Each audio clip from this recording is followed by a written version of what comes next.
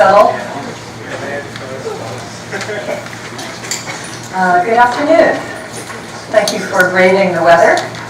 I'm Barbara Slavin. I'm director of the Future of Rouhani initiative at the Atlantic Council, and I want to thank you all for coming. I want to thank C-SPAN for covering this. One of the things that we do here at the Atlantic Council is we look at the impact of U.S. foreign policy on Iran and vice versa.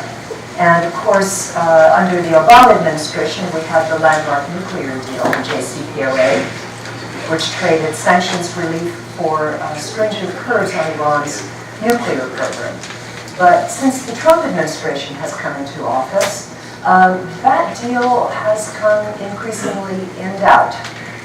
President Trump has done the necessary, the minimum, to continue U.S. compliance with the nuclear agreement. But the administration has put new sanctions on various Iranian individuals and entities.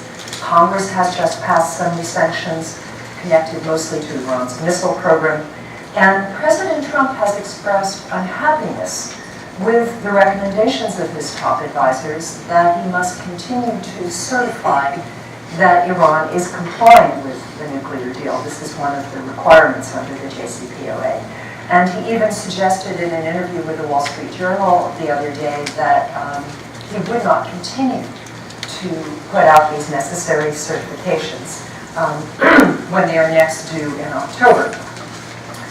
October may seem rather far away given everything that's going on in Washington right now. But one thing we've learned is that words, even words alone in Washington, can have a big impact in Iran. So I'm delighted that we have Ibrahim Mohseni back here with us. He was last with us in January to present the results of a new poll by the Center for International and Security Studies at Maryland and ronpoll.com. It looks at Iranian attitudes toward the nuclear agreement, toward the United States, toward Iran's other policies in the region. Ibrahim is going to present the results of the poll, and then we're going to have a panel discussion on the results, and he will be joined by Nader Shamlu, a former senior advisor at the World Bank, who has a great deal of knowledge about the Iranian economy, and Paul Pillar, a non-resident senior fellow at the Center for Security Studies at Georgetown University. He's also a veteran of the U.S. intelligence community and a former national intelligence officer for the Near East and South Asia. If I could ask you all to please silence your cell phones, especially because this is on C-SPAN, and feel free to tweet at #ACIran. And with that, let me invite Ibrahim to come on up.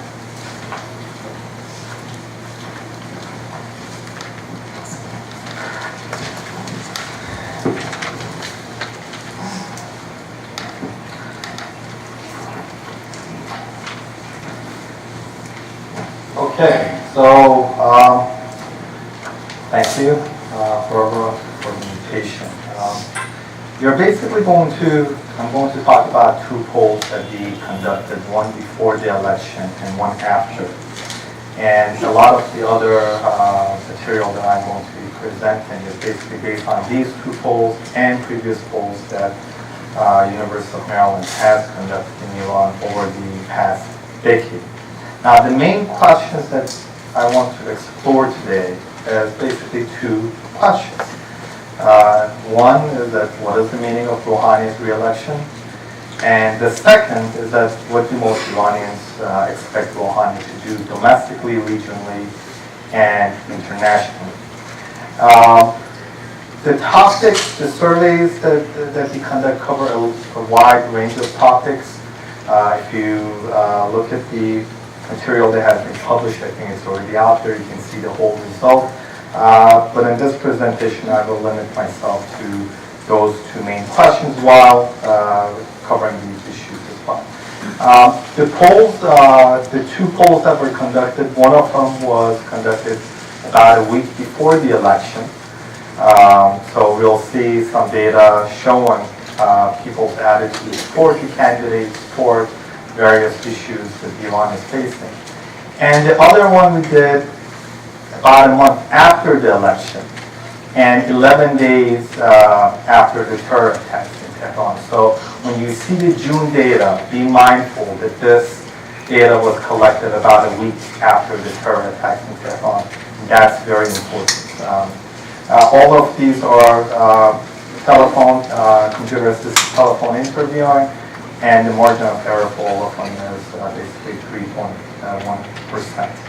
Now, when we talk about the meaning of Rouhani's election, there have been a lot of analyses here and in Iran about what does his re-election mean. Does it signify that people want continuity of Rouhani's policy, that Rouhani is an agent of change? These are the questions that we try to explore in our poll. So one of the questions we asked was an open-ended question without providing respondents any options. So they could speak basically their mind and then collect their response in the polls. And said, what do you think was the main message and meaning of Rouhani's re-election? Now, in response to this question, we see that there is no consensus among Iranians. They're basically all over the place. 11% say it shows that people are satisfied with his performance. Another 11% say that it shows that people want him to complete his unfinished tasks. And you can look down the list, but I think what is important is, first of all, is that 25% or 26% cannot say what it means. And the other one is that we see no general consensus. But then we ask respondents, we provide them with a set of meanings and ask them whether they agree with those meanings or not. And these are the list of stuff we told them. And what we see is that people generally agree that Rouhani's re-election does mean that people approve of his foreign policy, approve the JCPOA, and to some lesser extent, approve of Rouhani's economic policies. But then when we say the other stuff that deal with the divide, basically, as we sometimes hear about, we see that there is no general agreement when it comes to saying that it means that people want religion to play a lesser role, or they want the RGC to stop testing missiles. What is interesting, and this is one of the findings that really surprised me, is that the notion that Rouhani's re-election means that people want religion to play a lesser role, people who voted for Rouhani are more likely to voice their opposition to this notion than people who voted for Raisi. So people who voted for Rouhani take this as a slander of Raisi voters who want to represent Rouhani voters as people who might want something else for the country. So what do people demand then? If it's,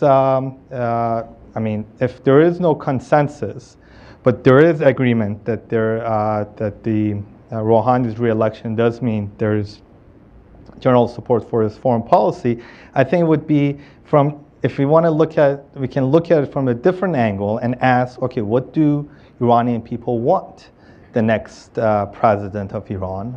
Back then, we would talk about the next president, and then the June poll, we were talking about President Rouhani.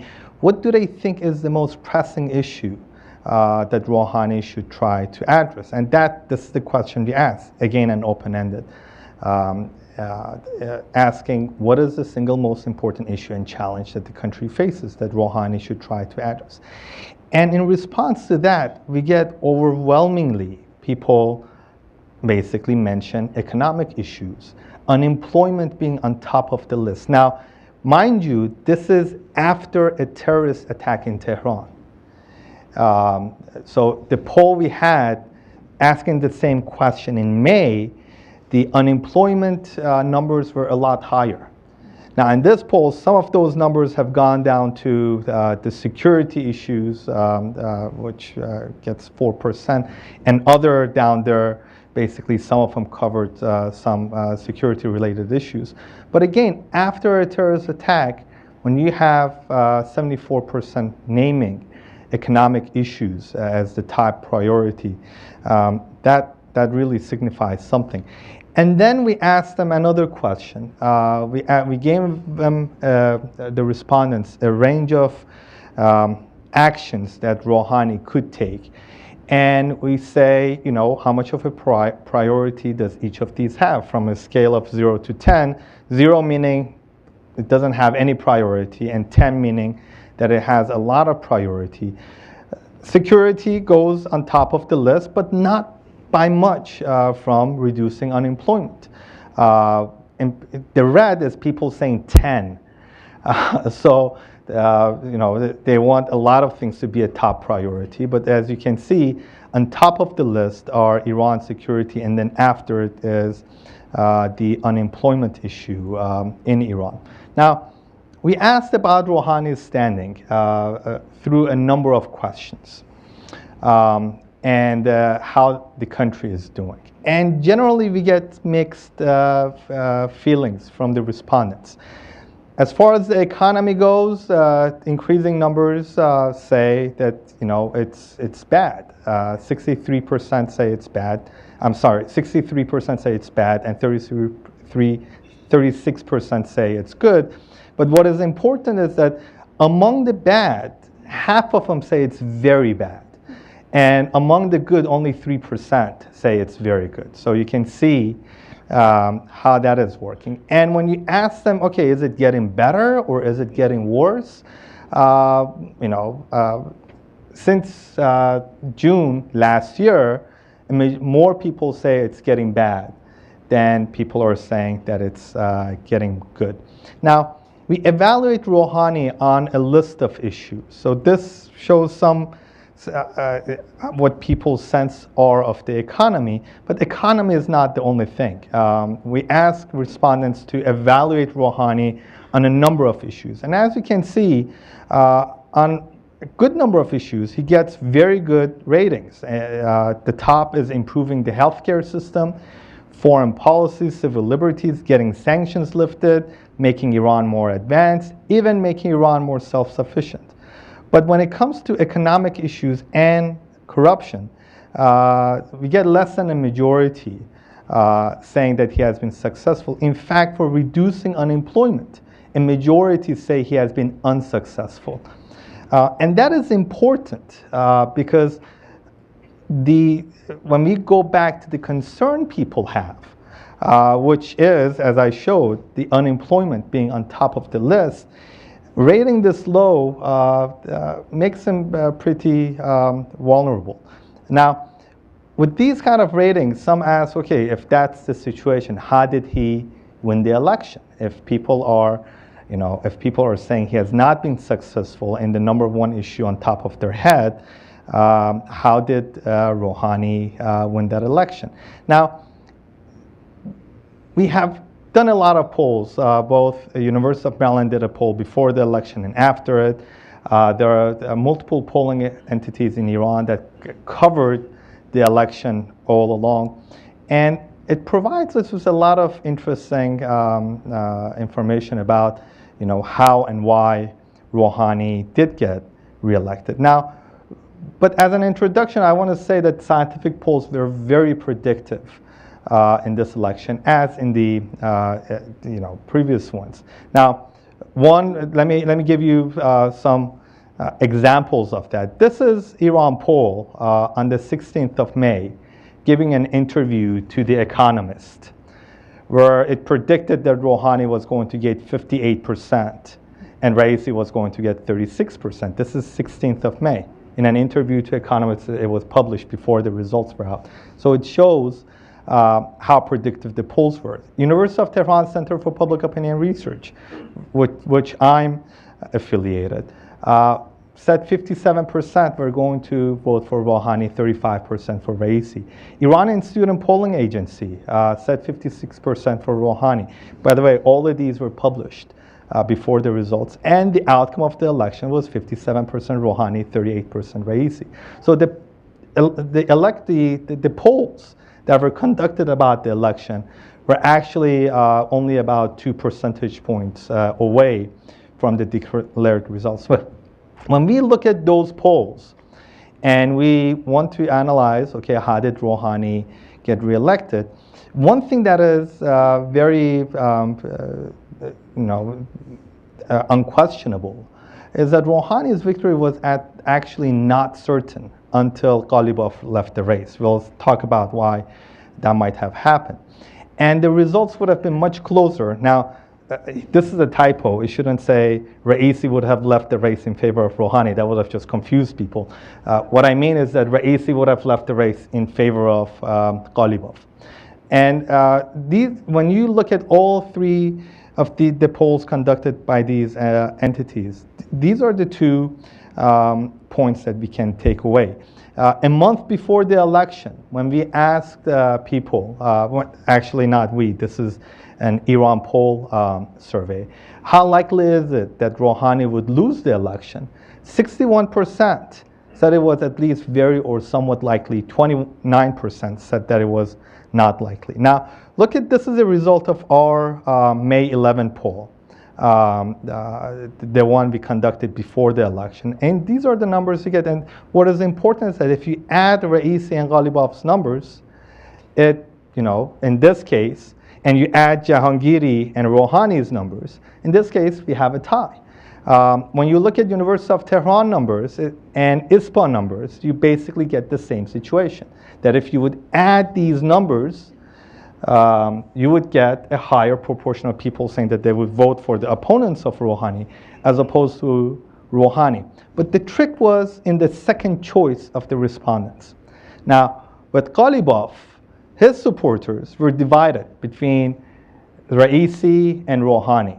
So when you ask Ghalibaf voters, who would you vote for if Ghalibaf would leave the race, 40% of them said that they would vote for Rouhani, as compared to 60% who said they would vote for Raisi. When you look at Raisi voters, over 85% said that they would vote for Ghalibaf. So and this is going back to the second point here, the results, I cannot say for sure that Rouhani would have lost. Probably he would have won. But the margins would have been so close that, taking into account the 3% margin of error that our polls have, it would have been very difficult to ascertain what would have happened. Now, and this is from the University of Tehran numbers. Now, with Raisi, it was certain. There was never a doubt in any pollster's mind that Raisi would lose, in a race against Rouhani. But the same was not true about Ghalibaf. When you put these two together, the 14th is that Ghalibaf withdraws from the election on the 15th of May. And, it's much closer than obviously this.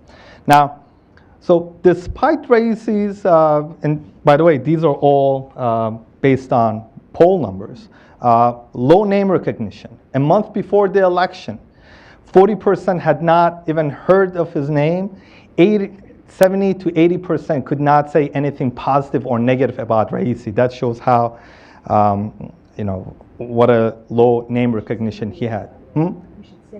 Raisi, the main opponent of.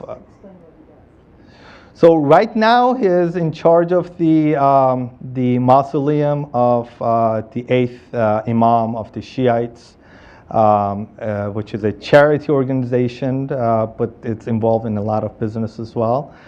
Previously, he was, a high-ranking official in the judiciary. So, but again, very little executive experience, ultra-conservative views. By our polling, his campaign performance was not that great. In fact, it was rated to be poor. And he was running against an incumbent.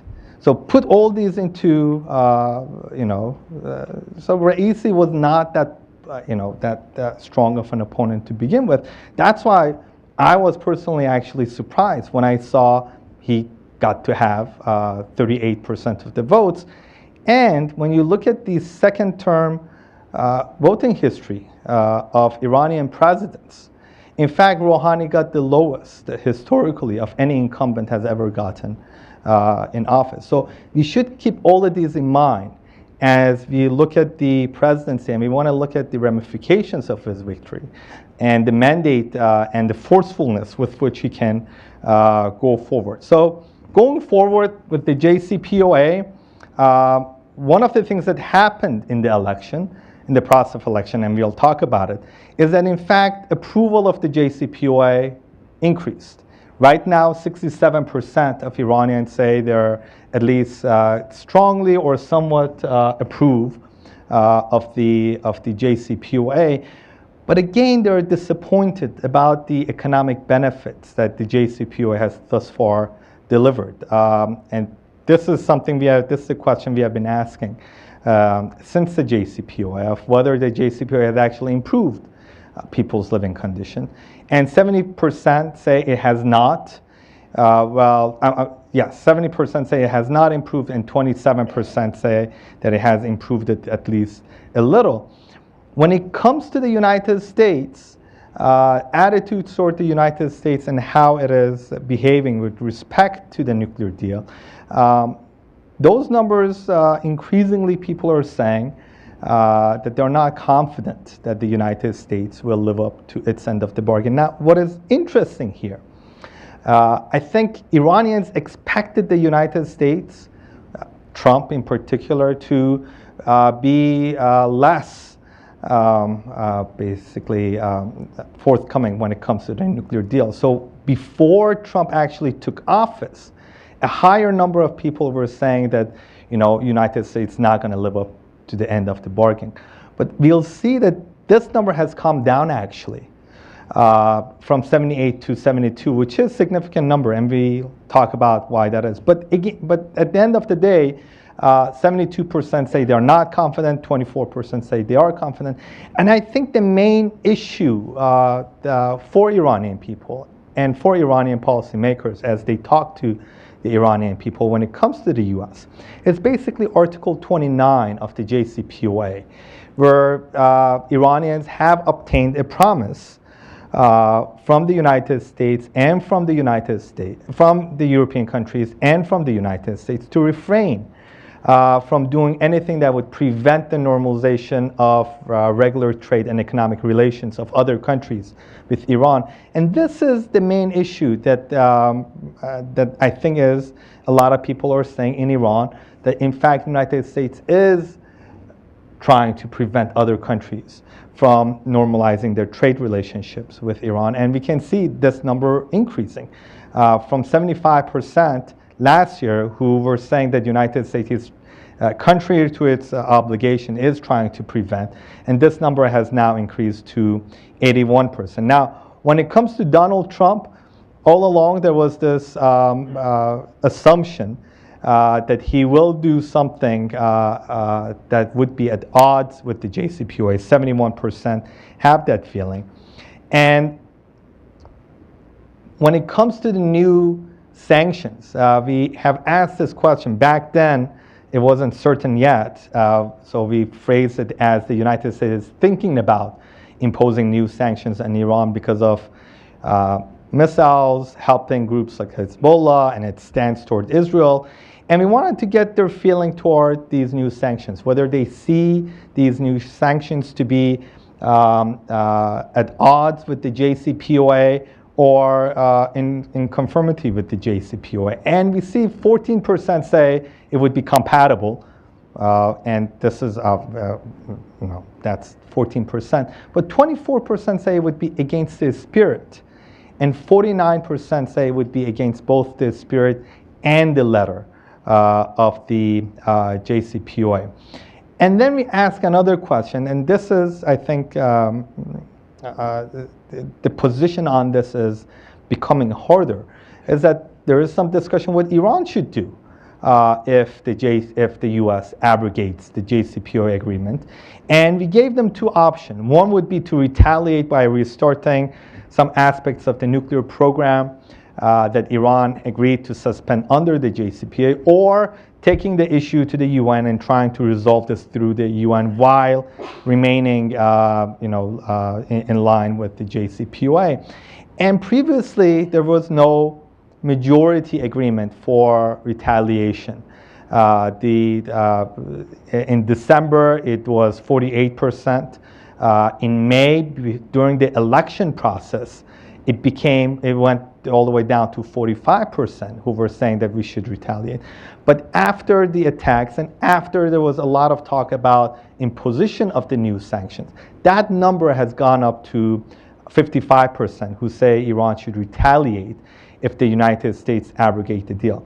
Now, all of this was bad news for the JCPOA, but then we see JCPOA enjoys a large majority of Iranians who approve of it.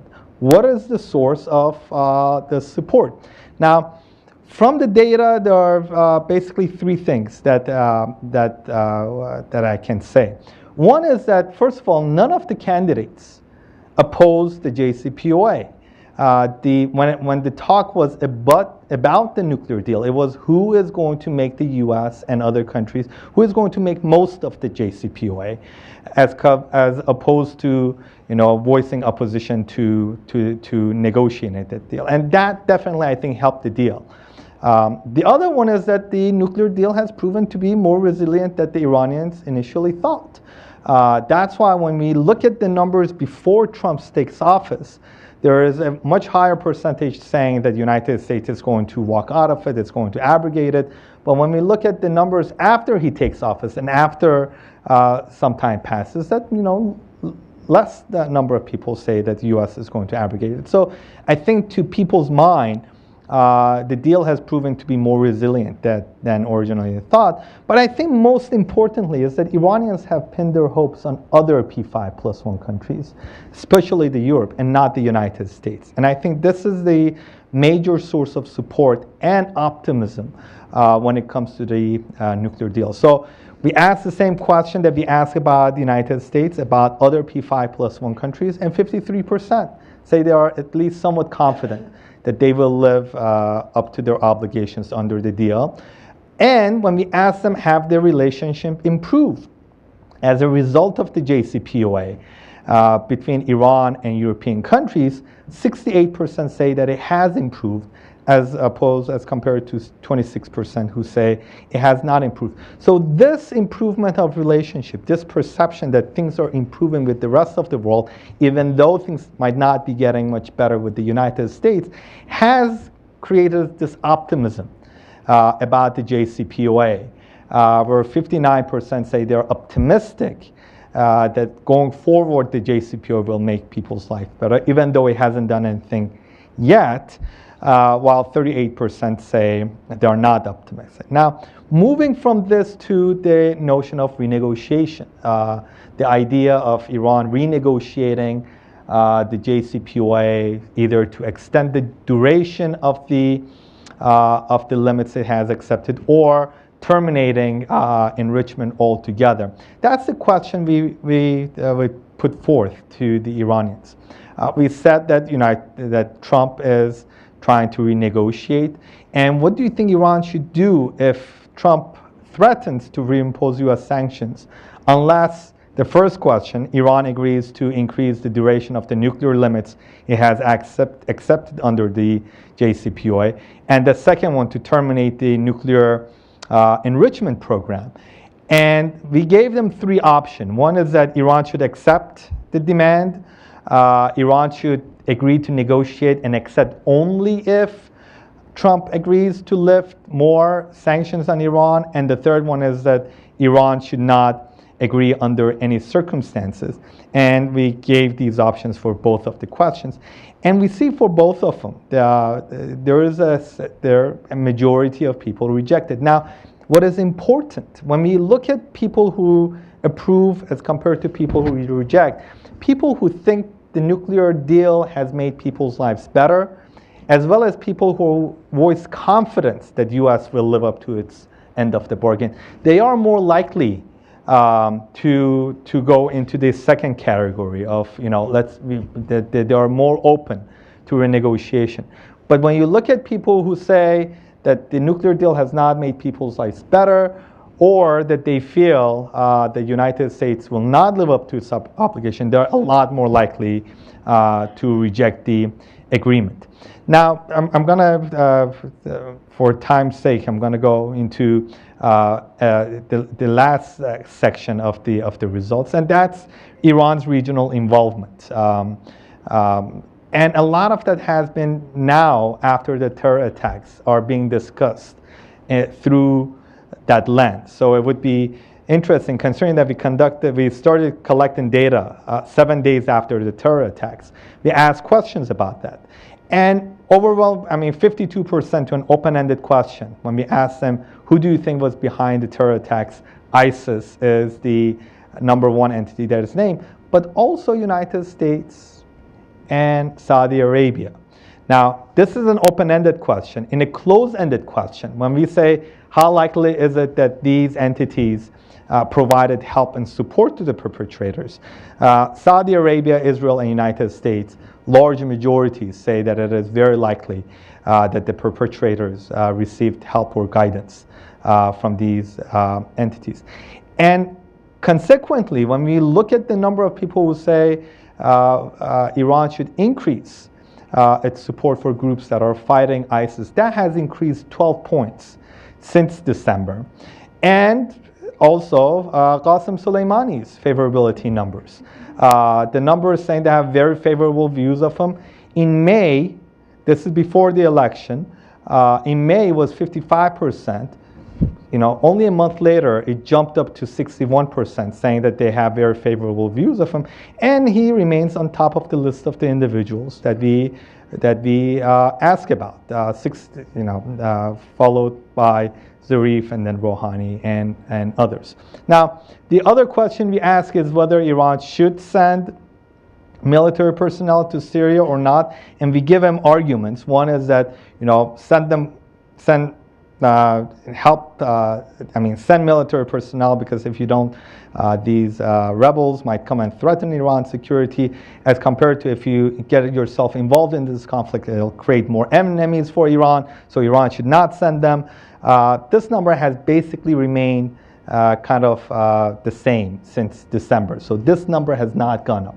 So support for sending more personnel to Iran has remained constant. But despite support for Iran's engagement against ISIS, when it comes to Iran's collaborating with the United States to fight ISIS, the number of people who disapprove has actually increased. It is now 55% who disapprove as compared to 44. But look at the number in August 2015, immediately after the nuclear deal. People were feeling like, we accomplished one thing in that area, let's collaborate on other areas. But that sense has definitely diminished. Now, as a conclusion, if there was two things I would take away, one is that economy remains the main concern of Iranians. And I think Rouhani needs to demonstrate some progress on that front before he could move on doing anything else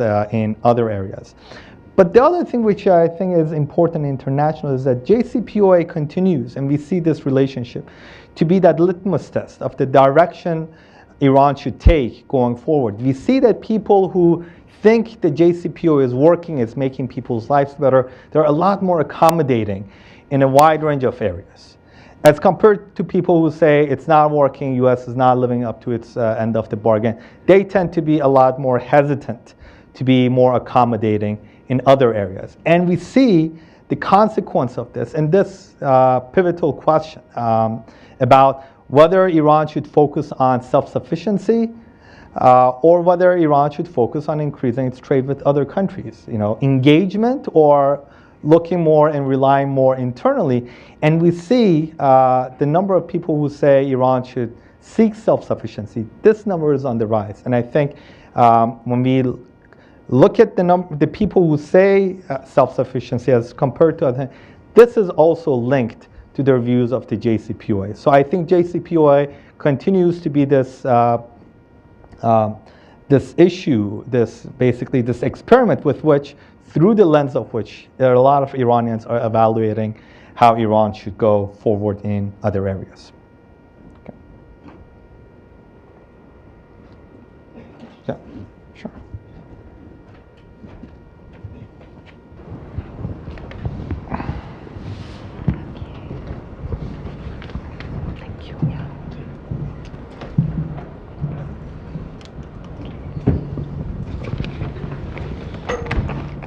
That's very good. Thanks, Ibrahim. There's a lot to chew on there. Yes. Almost too much to chew on in a way. I think I just want to ask you the one obvious first question, which is always, why should we believe these polls? A lot of people will always say, even in the United States, they're not terribly reliable. And in Iran, you have people who are perhaps a little suspicious of a phone call coming from particularly from the outside. This is coming from a Canadian outfit, right, that actually conducts the polls. So, why should we have real faith in these numbers? So a few things. First of all, they have demonstrated to be very predictive, in fact. And I showed those numbers. When Iran poll, when they gave an interview to The Economist 3 days before the election, they got the numbers right on. Rouhani's numbers were not very different from the numbers that the polls were saying he was going to get.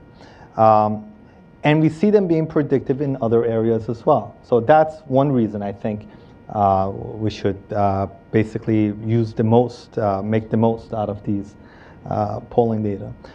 The other thing is that methodologically, when we compare, for example, response rates in Iran as compared to other countries, the response rates are actually much better.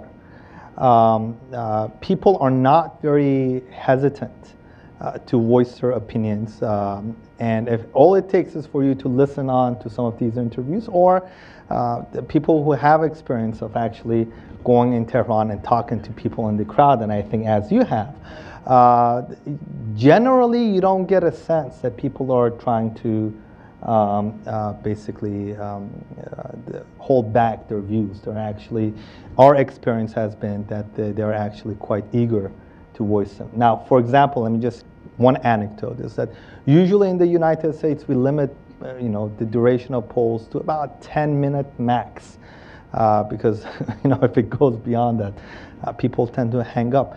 In Iran, we do polls that are 40 minutes long.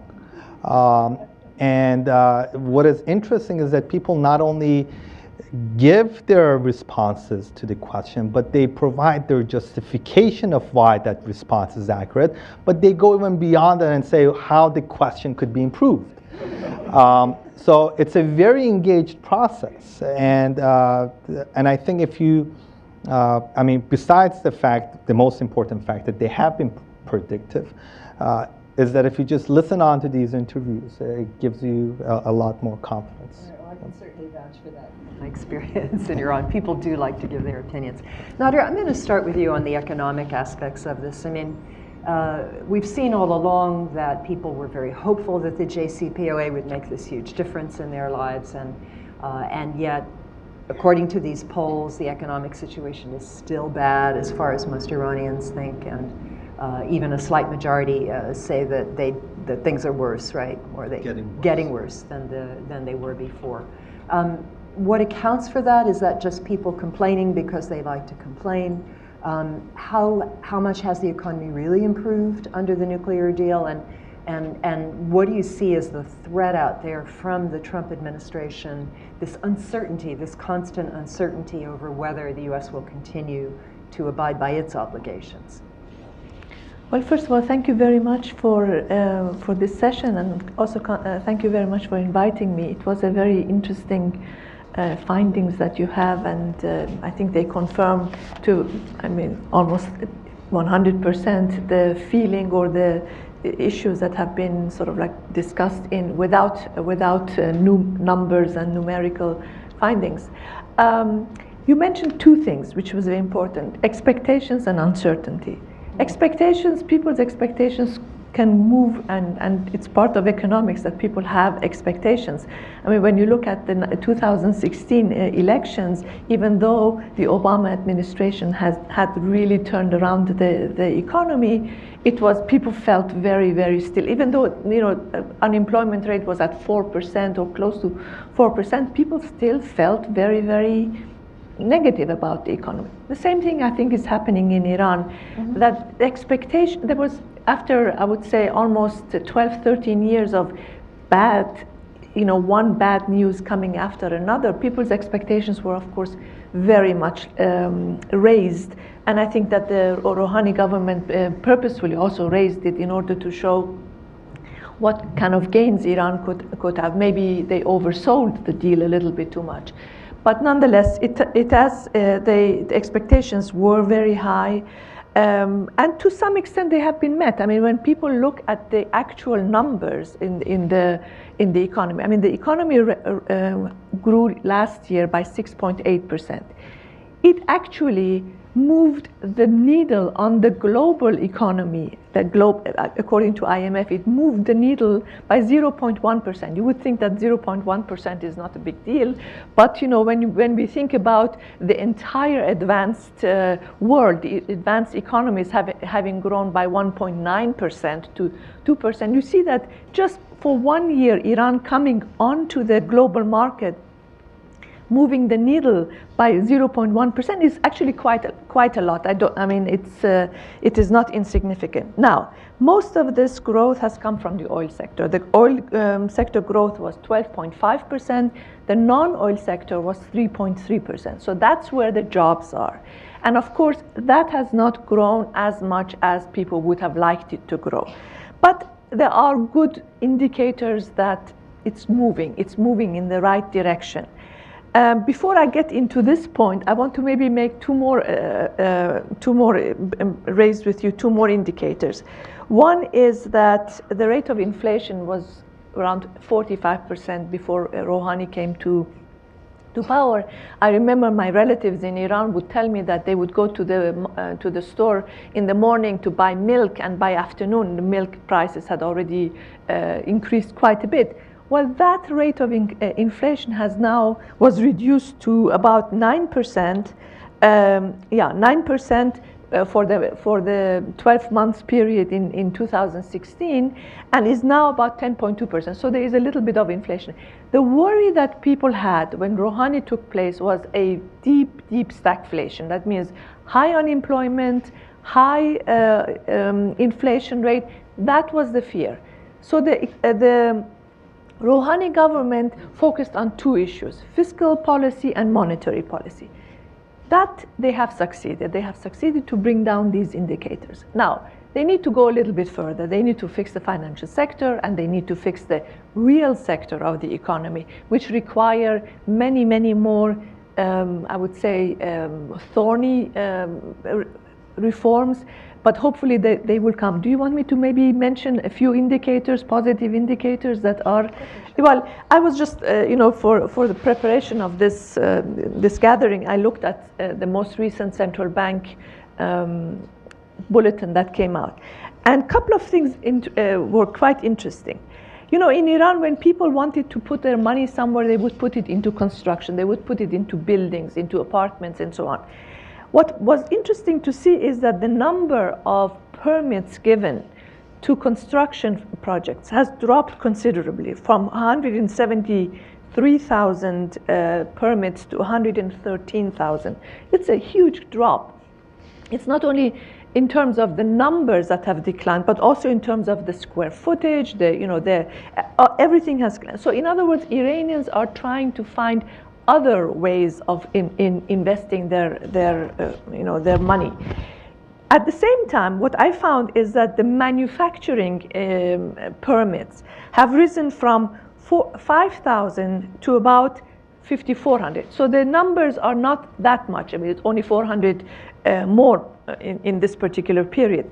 But the value of these 400 has almost doubled. The value of these 54 new permits is almost double the ones that were in the previous. So in other words, people are pulling their money, and in fact, the construction sector had a 14% decline, and that has an impact on employment, because construction is a very quick way of generating employment, even though it's not a very permanent employment.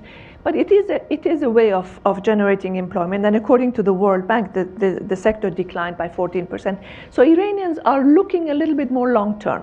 That uncertainty that played a big impact of people not knowing really what you do, and you buy something, you buy land, you buy property, because property will always be there, but maybe not your stocks in the stock market.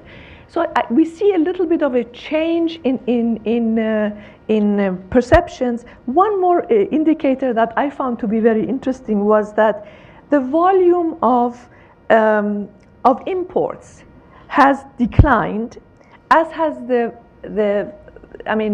volume in terms of US dollars. It has declined from $54 billion to $44 billion. It's a good decline. And the volume of tonnage has also declined from 43 million tons to 33 million tons. It's important. But the value, the unit value of the import has gone up. So in other words, again, there is a shift. People are importing now more expensive, perhaps more capital goods, equipment for manufacturing, and so on. They're importing more. They're thinking more long term by importing more expensive products, maybe putting them into these manufacturing permits that are there. And most of these new or more expensive products are being procured from Europe. So the United States is really losing out, in my view, to a large extent.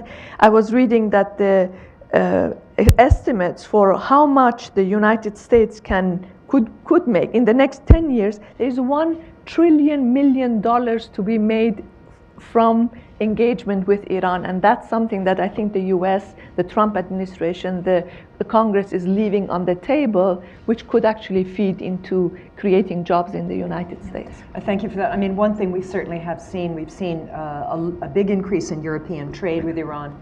We've seen some investment as well. Total signed a multi-billion-dollar deal now to develop a gas field.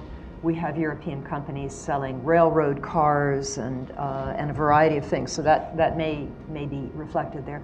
Paul, Europeans are strongly supporting the JCPOA. Iranians strongly support the JCPOA, but the U.S. attitude is uncertain.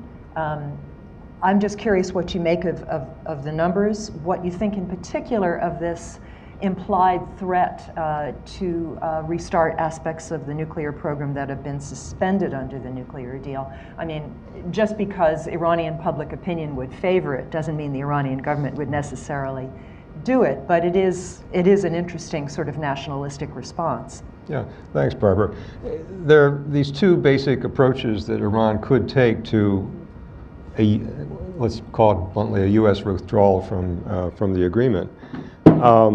And I think for quite some time one can make a case in either of these two directions. The one would be for the Iranians to try to keep the agreement alive with the participation of the other 5 of the P5+1 with which they negotiated the deal. And they would be relying on that European support as well as the Russian and Chinese support.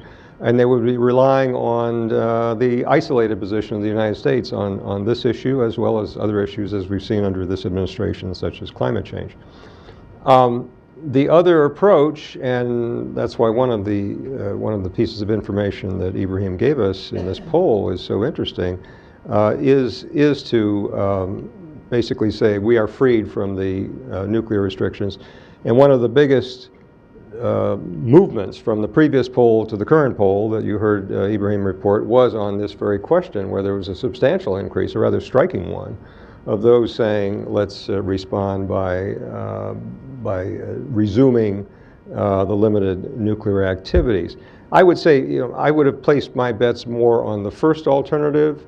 I think these poll results perhaps nudge me a little bit more in a 50-50 direction in terms of what the Iranian response would be. It would depend on multiple calculations by the Iranian leadership. One would be strictly economic, and some of the things that you were just discussing a moment ago with regard to trade patterns, already going more in the European end. Well, that's a basis for calculating that, look, it's better for us, Iran, to maintain those newly expanded economic links with the Europeans, not to mention the Russians and Chinese, even though we're not getting the big enchilada of the United States as far as trade and commerce is concerned. The other sort of very rational kind of technical calculation almost would be what would be the advantages of doing expanded nuclear activity. I mean, the Iranian peaceful nuclear program continues. You know, how much more difference would it make to be able to up the limits on low enriched uranium, or how much heavy water we could stockpile, that sort of thing? My guess is the calculation would be it wouldn't make a whole lot of difference, and that would be an argument toward taking the first alternative, trying to keep the agreement alive more for economic reasons. That said, when you have a poll result like this, and you know, this is the political milieu in which Iranian leaders, Rouhani or any other leader, or the supreme leader, is going to have to make decisions, you can't just brush that off. You know, there might be a calculation along the lines of, gosh, we need to stand up to the Americans, and how are we going to do it? And we saw just the other day, after Congress passed the new sanctions, that the Iranians tested another missile. Right. So, yeah. Barbara, Please. Yeah, I'd like your thoughts on that, but also this one other aspect, and this has come up, if you could address it as well, some suggestion that there will be an effort to ask for more inspections of military facilities in particular. This is a stratagem on the part of some opponents of the deal who want to put Iran in a position where it will refuse such inspections and therefore perhaps give the United States an excuse to back out. So maybe Ibrahim, touch on that as well. I mean, what sort of response that would likely get from the Iranian government? Sure. Go ahead, and then I'll ask Paul. Unless you Go want ahead, to address yeah. just that one there. Well, my only point would be, I think the Iranian respondents, based on some of the results we heard about their perception of the Trump administration and what the United States is doing, it all strikes me as very accurate. You know, the majority is right to be very skeptical about you know, this administration certainly willingness to do things. So when you get to things like the inspection gambit, I think most Iranians, even the public, let alone the decision-making elites, would correctly perceive that as precisely that, a gambit, which is part of an effort by the opponents of the JCPOA here in the United States to try to get Iran to make the first move toward abrogating the agreement, or to declaring the agreement dead. And I think that's the sort of cynicism, very appropriate and accurate cynicism, that would be the starting point for any Iranian calculations as to how to respond to it. Ibrahim, do you agree that Iran is going to be very careful of such efforts to push it off the brink there? Yeah. Let me just add to something that Paul was saying. I totally agree. When we look at the data, one of the things we see is that in terms of Iran's response to a U.S. abrogation of the deal, is that people who feel that Iran is benefiting from the deal, they're a lot more likely to be in the first category, people to be in the category of people who say that we need to keep this together, that we should not leave the JCPOA, that we should at the most just take it as take our complaint to the UN and see what comes out of it. But then when you look at people who say we are not benefiting from the nuclear deal, they tend to be in the other category. People who say that, you know, we are not benefiting from this deal to begin with, so why should we, accept being humiliated as well? There is also the political dynamic, and I think Paul is absolutely right. When U.S. is perceived to openly abrogate the deal, there is an urge to respond. There is a demand that we need to do something in response. That's why when the ISA, the Iran Sanctions Act, when it was renewed, we saw that Rouhani basically saying that we are going to do X, Y, and Z, all of which were within the JCPOA, but it was termed as a response to the U.S. Action against Iran. So it would be very difficult for the Iranian policymakers to basically to see the U.S. taking actions that are not perceived to be compatible with the JCPOA and not at least present themselves as responding in some way. In terms of the inspections, one of the, as Nader was saying, now I don't want to say that Rouhani administration oversold it, but the perceptions in Iran of the nuclear deal is somewhat different from the nuclear deal itself. We saw this in the polls that we conducted immediately after the nuclear deal. People perceived the deal to include all sanctions, not just the nuclear-related sanctions. People perceived the deal to be something that's going to basically block any new sanctions from coming forth. And a lot of these misperceptions about the deal were corrected over time. There was one thing that was never corrected, that remained, the misperception remained, and it was probably because every single Iranian general and every single Iranian official came out and said, we are not going to do that. And that was allowing inspection of Iranian military sites. The perception in Iran was that the deal does not allow inspection of Iranian military and security installation. That's the perception on the ground. Every single Iranian general has come on TV after the nuclear deal saying that we are not, that's not going to be allowed.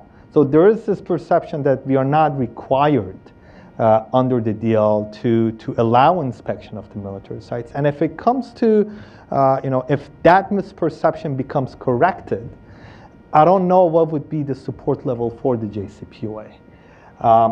As we speak right now, that misperception still remains. We don't know. We should point out that it's not enough for the Trump administration just to demand it. There's a process that would have to be gone through with the International Atomic Energy Agency, and I've even read some commentary suggested that demanding inspections would be a way of tying everything up in the bureaucracy of the IAEA such that President Trump could not walk away from the nuclear deal. So, I also have to say that a lot of this, and many of us thought of Iraq immediately when this idea of inspections came up. You all remember that it was the Bush administration that insisted somehow that Iraq was not allowing inspectors to go everywhere. And indeed, it was, I think, at that time, actually allowing inspectors to go anywhere they wanted. And in the end, it was U.S. that kicked out the inspectors. And the U.S. in the end decided to go to war with Iraq anyway. But this is a very sensitive issue for a lot of obvious reasons. You don't allow people to go wandering around in your military installations willy-nilly. But this is to be continued. I want to open up to our audience. Yeah, sure. Make one comment about managing expectations.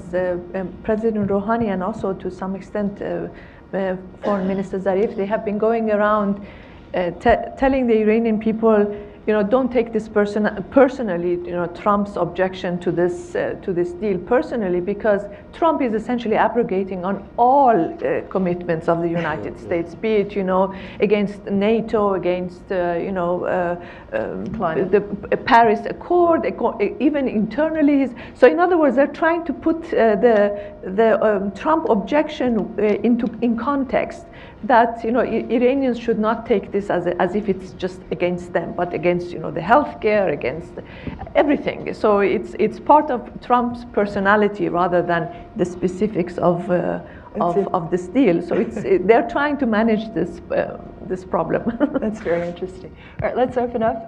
If you have a question for one of the particular panelists, please address it and wait for a microphone. Yeah, all the way in the back. Say your name. Yeah, right there. I see a hand. Say your name and ask a question. Hi, everybody. I'm Mariam. My question is for Ibrahim. So thank you so much for presentation. So based on the numbers and statistics that you've provided and presented, so we could see, President Rouhani and Ghalibaf pre-election were really close to each other, in competition numerically. So my question is that why did Ghalibaf leave the race? Mm-hmm. So because he maybe had a chance to win, but why did he leave the race? Thank you so much. And we should point out Ghalibaf was the mayor of Tehran. Was he still the mayor of Tehran? Still, not for much longer. Right. Okay. Right. So that's a very good question. First of all, the fact that one of them had to remain in the race and the other opponent had to leave was a sound. On part of the conservatives was a sound decision. Otherwise, the vote would have been split. It would be as if both Hillary and Sanders would have remained in the race to compete with Trump. That would have not only assured the victory of the other side, but also would have divided up the votes such that right now the conservatives would not be able to say we got 40% of the votes. The vote would have been divided. So the fact that one of them had to remain and one of them had to leave was something that was agreed on from the beginning for very good reasons. Now the question is, why did Raisi remain and why did Ghalibaf leave, and why didn't the thing work the other way around? And there's a lot of conspiracy theories out there. As far as the numbers goes, all pollsters knew that Raisi has no chance of winning Rouhani. I mean, the gap between them was 20 percentage points. You cannot close that gap. Whereas the gap between Ghalibaf and Rouhani was 5 percentage points, and that's a gap that you can close in an election like Iran's. Now, there are a lot of, again, as I said, there's a lot of theories out there of why that is. But I think from what I have heard, the most perhaps and the simplest reason was that Ghalibaf realized that Raisi is not leaving. So once that was, once he became assured of that, there was no reason for him to remain in the race and get a lower percentage of votes from the public than he got, 4 years earlier. Yeah. So, wasn't there also an understanding that the supreme leader of the country was supporting Raisi? I mean, there is talk that this cleric from Mashhad, as Khamenei is from Mashhad, that he has been being groomed to be the next supreme leader. The conspiracy theories go both ways, actually. There is the other theory that this was purposely, there was a plan to discredit this person because he lost the election and it was obvious that he was going to lose. Why would you, push your favorite whatever to be slaughtered? So again, there are things out there. As far as the polling number goes, that's what I can tell you. But what happened behind the scenes to result in Ghalibaf pulling out in favor of Raisi and not the other way around, it's something that I guess we'll have to wait, for this story to come out. It's interesting also that Raisi's popularity has increased since the election. He's now at 56%. His popularity, let me put it this way: he had very low name recognition. And now people did not know him. People could not, as I said, 40% could not even recognize his name. About 80% could not say anything positive or negative about him. So that, I think, puts it at 80% who didn't actually know Raisi much. Now he has attained name recognition, but that also means that he has people who like him and people who don't. Yeah. Faye in the front row here. Thank you. I'm Faye Mokhtar, I'm an Atlantic Council member. Thank you, Barbara, for this great program. Mr. Mohseni, you mentioned that the Iranians are putting a lot of hope in the P5 1+ countries to save the JCPOA. It seems to me at the end of the day, the Europeans are much more concerned about their relationship with the United States and to maintain this sort of a relationship than with Iran. So what do you think?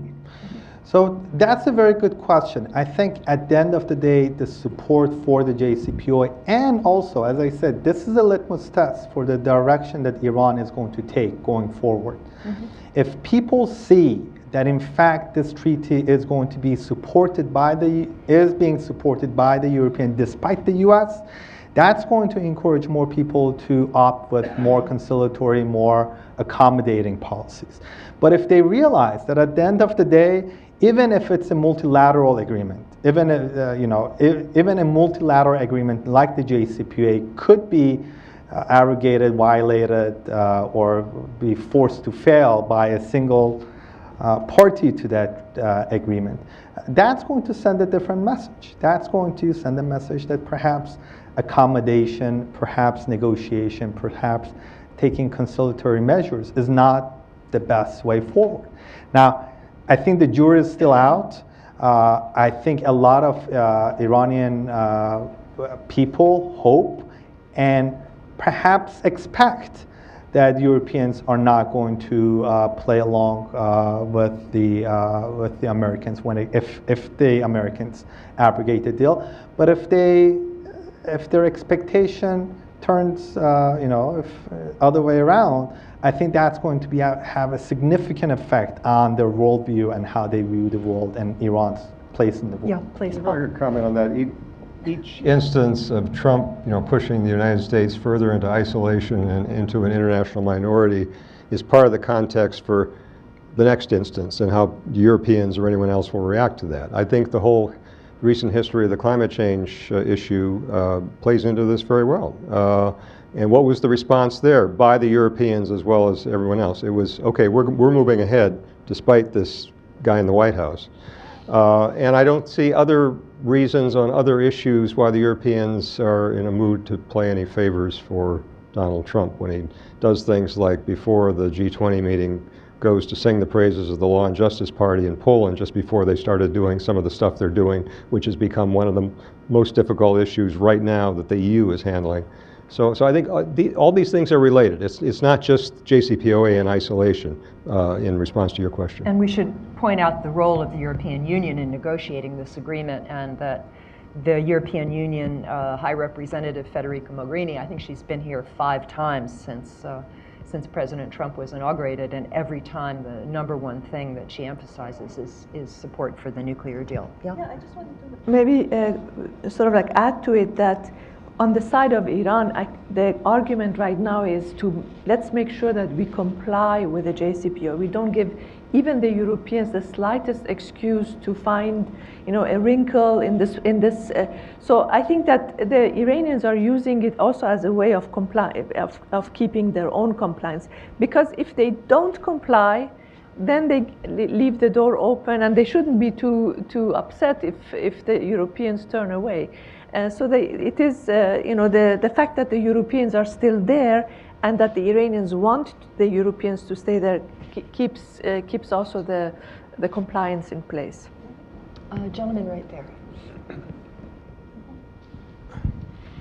My name is Derek Boyd. A common thesis in the United States is that sanctions are the principal determinant about what happens in the Iranian economy. And I was wondering, from the result of your poll, since the Iranians expect Rouhani to do something about the economy, and he can't do much about the sanctions, whether the Iranians have the same thesis.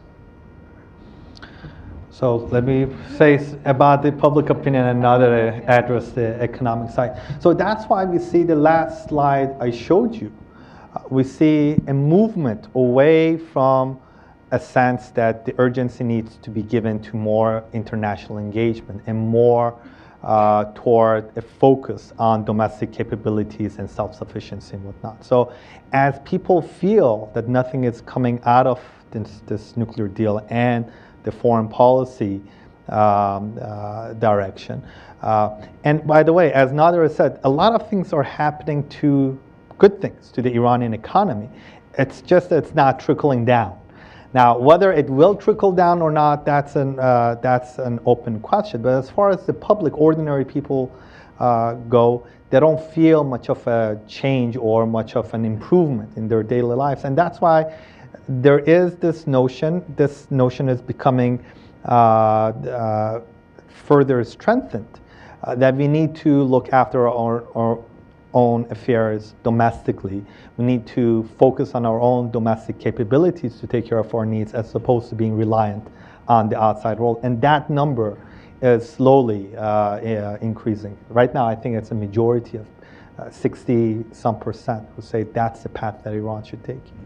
Yeah, I think that precisely the silver lining of this arrangement, or at least the situation, is that the Iranians are really having a much more, I would say, much more distinct talk about reforms inside the country, that the ball is now in their court to reform, of course, the banking sector, which is the Achilles heel of the system.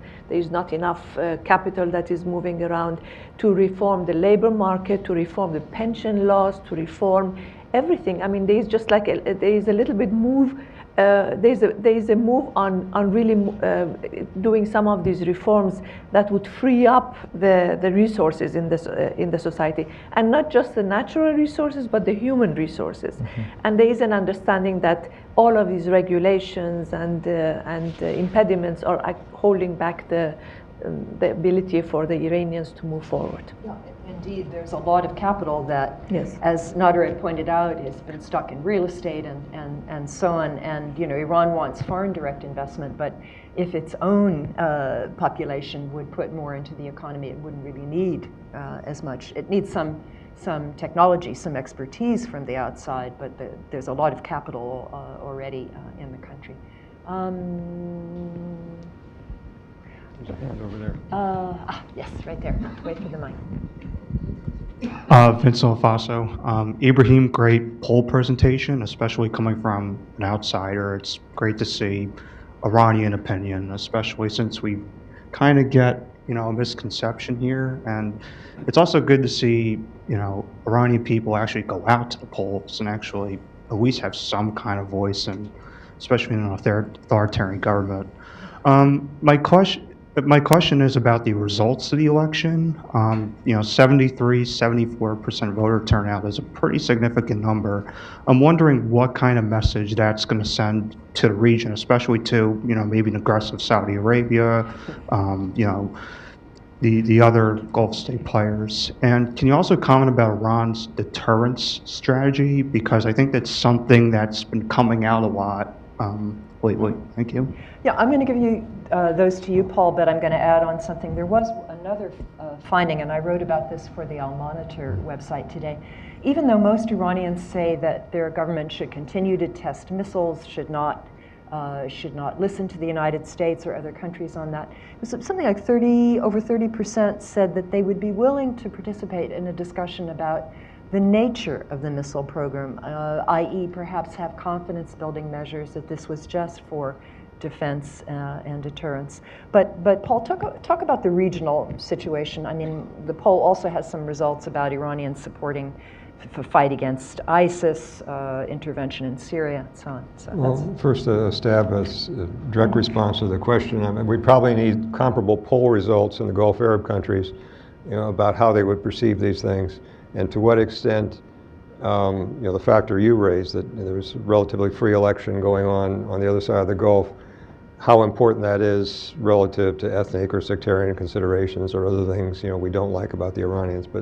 But maybe someone could point to those poll results. I'm not aware of any ones in particular. But to get to your further question, Barbara, I found interesting in these results because they play right into so much of the discussion, or they are a counterpoint to so much of the discussion here in the United States about the regional activity of Iran that's malign, nefarious, destabilizing, and aggressive, and hegemonic, and all those other adjectives that routinely get applied to it. That Iranian decision makers have behind them in the sorts of public opinion we saw in these poll results, a very strong sense that there are activities that Iran ought to be doing for very legitimate reasons. On the missiles, I mean, of course, there's the whole background of the War of the Cities, and in which it was Iran as a victim of Iraqi missiles that was the main story there. You have other governments, states in the region that have been ahead of Iran in many respects. The Saudis are the ones who, many years ago, brought in Chinese intermediate range missiles. The Israelis obviously have considerable capabilities. And then, as you saw in those questions about things like troops in Syria and countering ISIS, and that's against the backdrop of the terrorist attacks in Tehran. Just picture what the discussion would be here in the United States and what the tolerance for, not just tolerance for, but demand for action of a forceful and military sort in the Middle East if we had the comparable attacks here in Washington, D.C. In other words, against our capital and, say, the Washington Monument. That would be roughly the equivalent of what happened in Tehran. The Congress would be... All the gloves would be off, if whether it was Trump or anyone else in the White House. The demand would be do whatever in Syria, Iraq, Iran. We got to strike out. Lash out against anybody who looks like they're on the same half of the globe as ISIS. And yet we see, there's this support to the Syrian regime. That's nefarious, malign, destabilizing, and all the rest.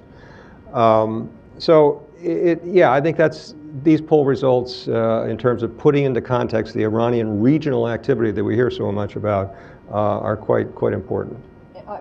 Anecdotally, too, that I was in Iran in 2012, and there was not much support for Iranian intervention in Syria at that time. But after ISIS popped up and declared itself, all of a sudden the picture changed. And that was when I think public opinion in Iran began to switch toward, yes, let's fight them over there rather than fighting them in our own country. And I just might add, the way the conflict in Syria has evolved over the last couple of months, now we have more direct combat of Iranian-supported Syrians as well as other Iranian-supported elements going against ISIS as opposed to going against other opposition groups. Mm-hmm. No. 2 points I wanted just to add to what was said. One is that I think the Iranians in general do support the missile. Perhaps they don't support what is written on the missiles when they are saying. I think that's there is, and it was mentioned very often during the debates that this is what's derailing our policy. To Israel. Yeah. That is the thing. The second point I wanted to mention is that this whole issue with the terrorist attacks, they have really started now to discuss the issue of, for instance, Telegram, this social media that it is fairly airtight when it comes to privacy, but it seems that now that these terrorists were using Telegram as a way of communicating with each other, coordinating, and so on. So now the question is, how much safety do we want, security do we want to have versus privacy? So it is a big debate going on, and the same kind of debate that was going on in the United States about Facebook and Sure. Twitter, everything like that. So there's a bit of a trade-off on these issues. Yes, tell me right here. Wait for the microphone. Yeah. I'm Dick Arndt, a former cultural attaché in Iran for 5 years in the late 60s and early 70s. My question is prompted by the death last week of Maryam Mirzakhani, the great mathematician at Stanford.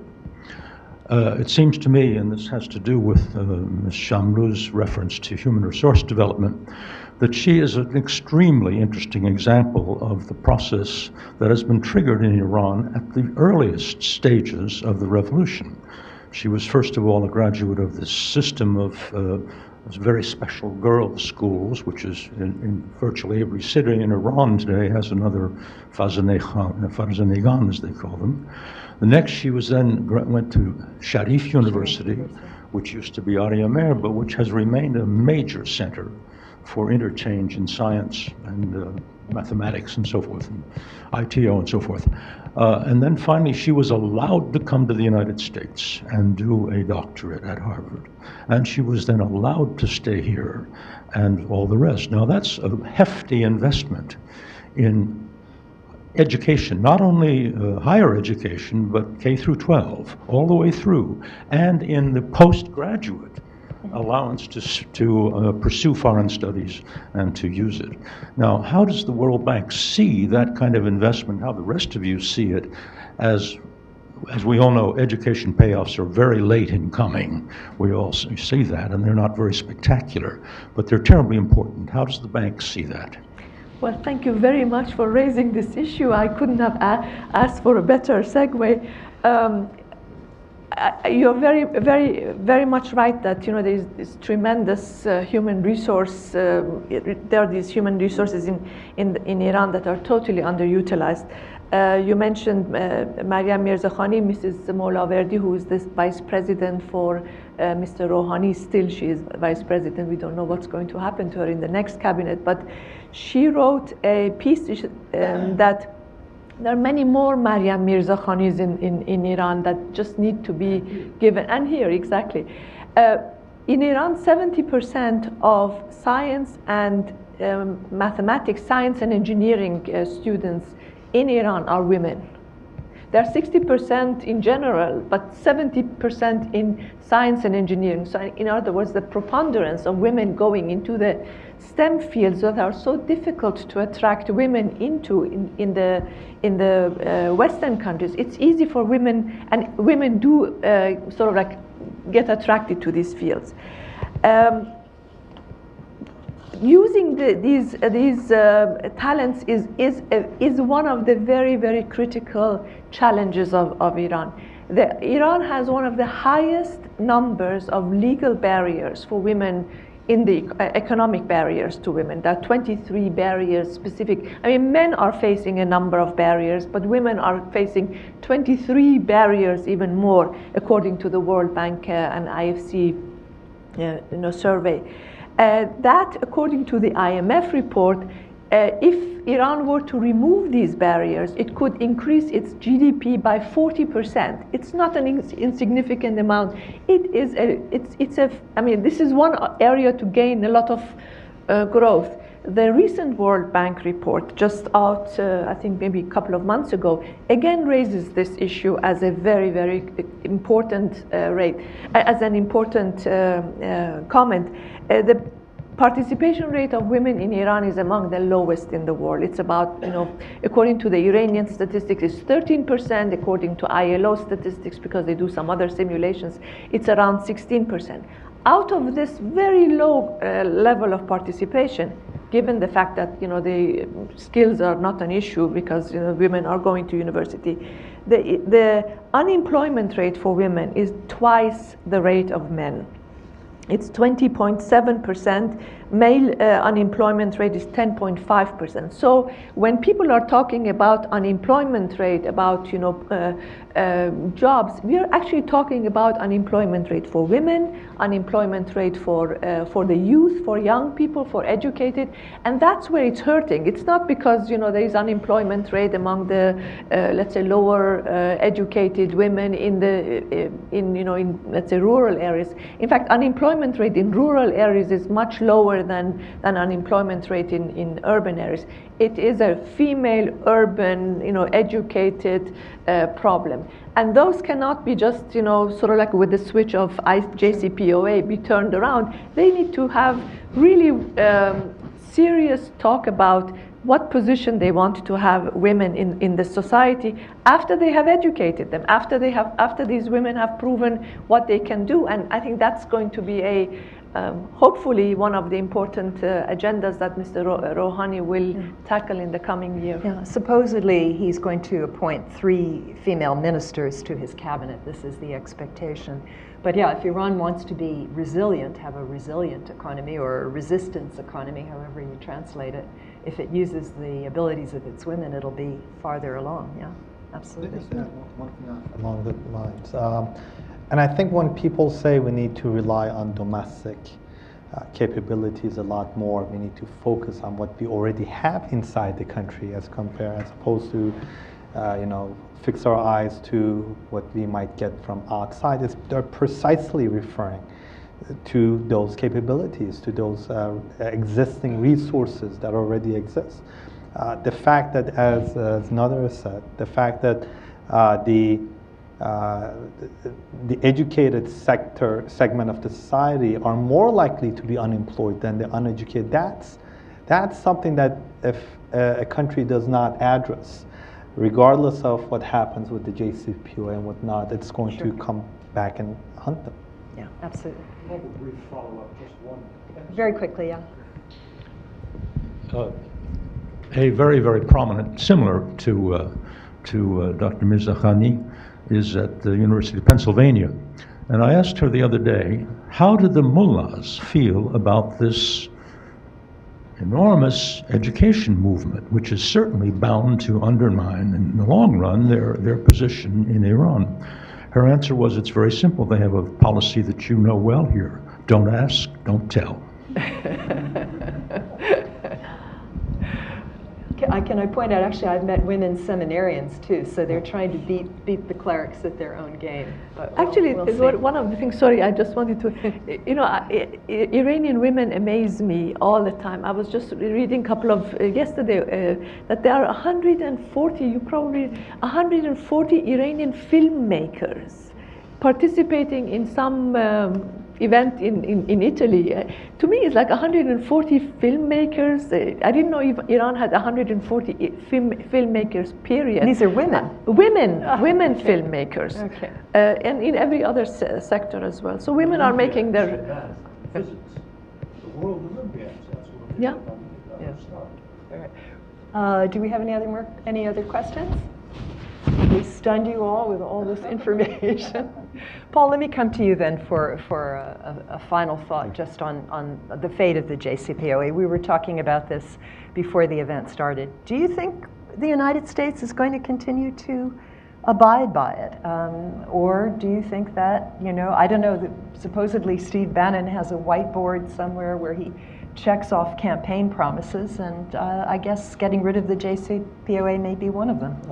It evidently is, and whether it's on Bannon's whiteboard or not, the president has made his intentions quite clear. And I think we have these. You mentioned the stratagem of the inspections. There are the other stratagems they have going. Trying to take something that might be a minor technical violation and construing it as a basis for declaring that the Iranians are not in compliance with the agreement, or simply going far enough with our own moves. Ibrahim pointed out the clause in the JCPOA about not refraining from discouraging normal commerce with other governments. Well, when you have the spokesperson of the White House at the G20 summit, very openly, explicitly calling on the Europeans not to do business with Iran, it's pretty hard to say that that's not a violation, of that agreement. So, whichever one of these stratagems eventually is the one that's going to be hung on to, I think the intentions of this president are rather clear, unfortunately, and I think setbacks in things like healthcare make this box on Bannon's whiteboard or in the minds of the president even more important to check off. Makes me very sad to say that, but I'm extremely pessimistic. Well, we have some time before then, and so I hope that we can raise awareness about the agreement and about the attitudes of Iranians toward it, and perhaps we can convince President Trump, if you watch C-SPAN. I don't know if he watches C-SPAN. If he gets tired of Fox and Friends. If you get tired of Fox and Friends, watch C-SPAN, and you can see all the reasons why hopefully we can keep this agreement going forward. Thank you all so much. Thank you to the speakers, and we'll see you all back here again soon.